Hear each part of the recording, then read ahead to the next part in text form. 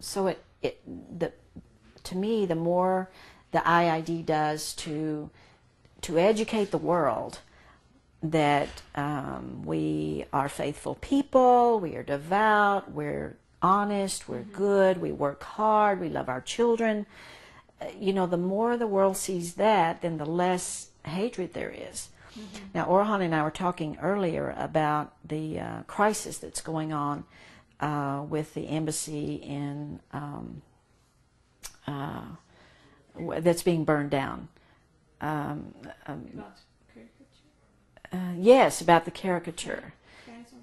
Yes, France and yes, and I was saying the papers should have known enough to not print those kinds of pictures. But I found myself wondering, do they know that you don't do that? Are they ignorant?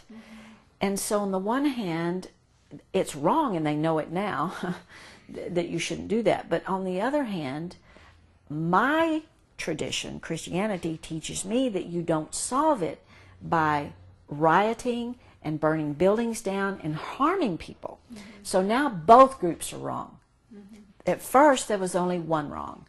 And had the Muslims responded with protest and making meetings and saying, we must meet and talk, you don't understand, this is not what you do, let us educate you. If they had tried to talk instead of gone to the streets, now it's worse. Now we have two wrongs, and now the world looks at Islam and says, see, they burn buildings and they kill people. And so it'll take 2 years, we have to back up and start over.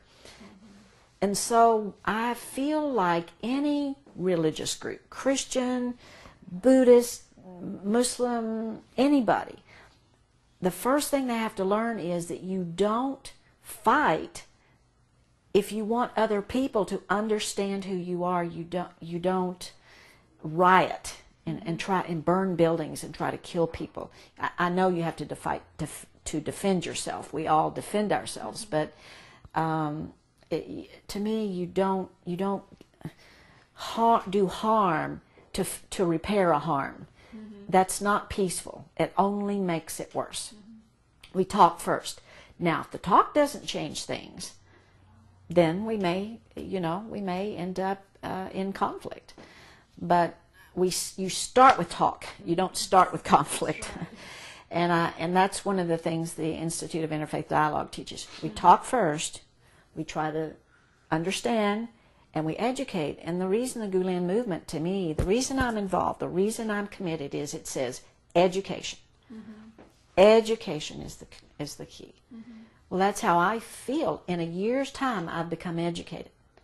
Not totally. I don't know everything about Islam, but I know more than I did. And I know enough to teach others and to help. And I know enough to say this movement is important. Okay.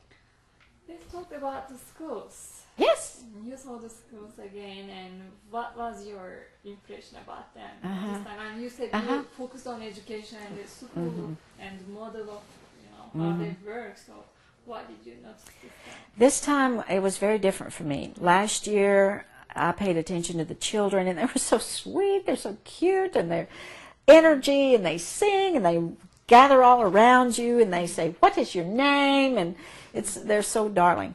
But this time I looked in the classrooms to see how the classrooms are organized. I talked to the teachers and asked about their teaching, and do you teach English, and how do you teach science, and do you teach music? We went to a music class, and the children sang and we sang, and it was really, really fun. So I was trying to find out how the school is run. I wanted to meet the school administrators, and so I met some of the principals. How do you work? How do you hire teachers? Who gets hired? They're male teachers, they're female teachers. Did the children work with both the males and the females, or the female children in school? And then that was very important, that the female children go to school and that they even go to university. that was important, because that's one of the questions that people ask me when I talk about Islam. They say, "Well, the females aren't educated." I said, "Well, but they are in this movement. They're educated." And so, what I was trying to pay attention to was when things that would help me answer questions when people ask me, because they ask me all the time when I start talking about the IID movement, and they say, "Well, what about this? What about that?" Well, now I can answer them. Well, the girls are in school, and yes, they have female teachers, and yes, they have male teachers, and yes, they learn science, and yes, they learn English, and yes, they practice music. They live in dorms, they live in homes, they have sponsors, they have people who give money and scholarships, who build schools. The schools are beautiful, they're brand new, and they're very state-of-the-art. They have the best teachers and the best equipment. So I was really concentrating on being able to bring information back that I can tell when people ask me about them. And you said that, why do you think they work so well?